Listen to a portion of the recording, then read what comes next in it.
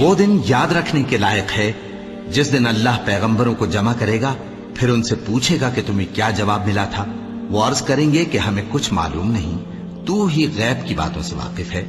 جب اللہ عیسیٰ سے فرمائے گا کہ اے عیسیٰ ابن مریم، میرے ان احسانوں کو یاد کرو جو میں نے تم پر اور تمہاری والدہ پر کیے، جب میں نے روح القدس یعنی جبرائیل سے تمہاری مدد کی، تم گود میں اور جوان ہو کر بھی ایک ہی نسق پر لوگوں سے گفتگو کرتے تھے، اور جب میں نے تم کو کتاب اور دانائی اور تورات اور انجیل سکھائی، اور جب تم میرے حکم سے مٹی کے پرندے کی شکل بناتے پھر اس میں پھونک مار دیتے تھے تو وہ میرے حکم سے سچ مچ کا پرندہ بن جاتا تھا، اور پیدائشی اندھے کو اور برس کی بیماری والے کو میرے حکم سے اچھا کر دیتے تھے، اور مردوں کو زندہ کر کے قبر سے نکال کھڑا کرتے تھے۔ اور جب میں نے بنی اسرائیل کے ہاتھوں کو تم سے روک دیا، جب تم ان کے پاس کھلے ہوئے نشان لے کر آئے، تو جو ان میں سے کافر تھے کہنے لگے کہ یہ تو کھلا جادو ہے۔ اور جب میں نے حواریوں کی طرف حکم بھیجا کہ مجھ پر اور میرے پیغمبر پر ایمان لاؤ، وہ کہنے لگے کہ پروردگار، ہم ایمان لائے، تو شاہد رہی ہو کہ ہم فرما بردار ہیں۔ وہ قصہ بھی یاد کرو جب حواریوں نے کہا کہ اے عیسیٰ ابن مریم، کیا آپ کا پروردگار ایسا کر سکتا ہے کہ ہم پر آسمان سے کھانے کا خوان نازل کرے؟ فرمایا، اگر ایمان رکھتے ہو تو اللہ سے ڈرو۔ وہ بولے کہ ہماری یہ خواہش ہے کہ ہم اس میں سے کھائیں اور ہمارے دل تسلی پائیں، اور ہم جان لیں کہ آپ نے ہم سے سچ کہا ہے، اور ہم اس خوان کے نزول پر گواہ رہیں۔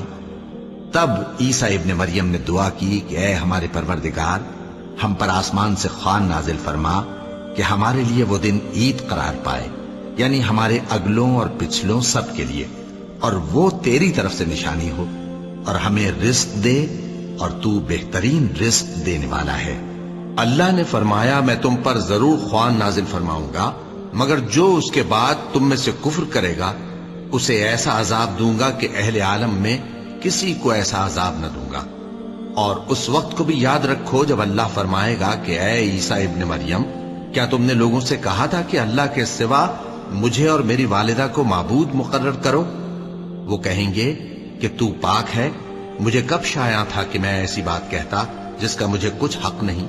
اگر میں نے ایسا کہا ہوگا تو تجھ کو معلوم ہوگا، کیونکہ جو بات میرے جی میں ہے تو اسے جانتا ہے، اور جو تیرے جی میں ہے اسے میں نہیں جانتا۔